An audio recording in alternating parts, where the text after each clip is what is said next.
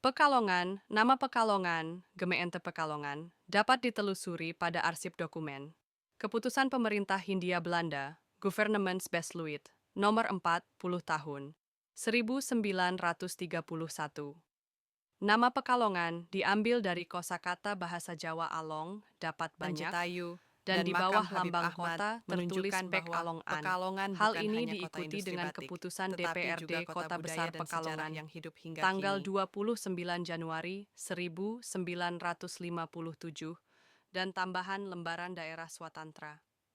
Tingkat 1 Jawa Tengah tanggal 15 Desember 1958 serta persetujuan PPKUPEDA Teritorium 4 dengan SK nomor KTP SPPD 003 51 per 2 1958 yang menyatakan bahwa nama Pekalongan berasal dari kata Pek Along An yang berarti pendapatan atau dalam bahasa Jawa krama disebut dengan pangangsalan.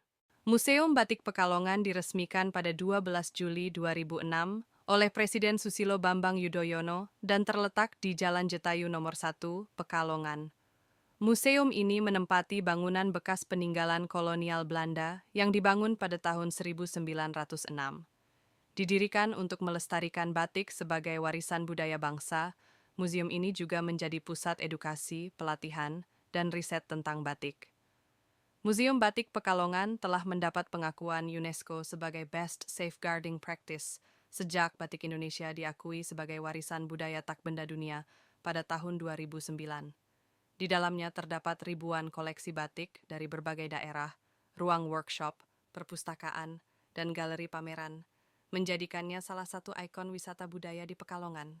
Kawasan Jetayu di Pekalongan merupakan pusat sejarah dan budaya yang dulunya menjadi kawasan pemerintahan kolonial Belanda. Terletak di jantung kota, kawasan ini dipenuhi bangunan bergaya arsitektur Eropa yang masih terawat hingga kini. Nama Jetayu diambil dari tokoh pewayangan, mencerminkan perpaduan budaya lokal dan kolonial. Saat ini, Jetayu menjadi kawasan cagar budaya yang menaungi Museum Batik Pekalongan dan sering digunakan untuk kegiatan seni, edukasi, serta pelestarian batik sebagai warisan budaya. Masjid Jami Kauman Pekalongan adalah masjid tertua di kota Pekalongan, yang dibangun sekitar tahun 1852. Terletak di sebelah barat, alun-alun kota Pekalongan. Masjid ini menjadi pusat kegiatan keagamaan dan sosial masyarakat sejak masa kolonial. Arsitektur masjid memadukan gaya tradisional Jawa dengan sentuhan Timur Tengah, ditandai atap limasan tumpang tiga dan menara setinggi 20 meter. Selain sebagai tempat ibadah, masjid ini juga berperan penting dalam pendidikan Islam dan pelestarian budaya religius di Pekalongan. Makam Habib Ahmad bin Abdullah Al-Idrus. Makam Habib Ahmad bin Abdullah Al-Idrus terletak di Sapuro, Pekalongan, dan menjadi salah satu situs religi penting di kota ini.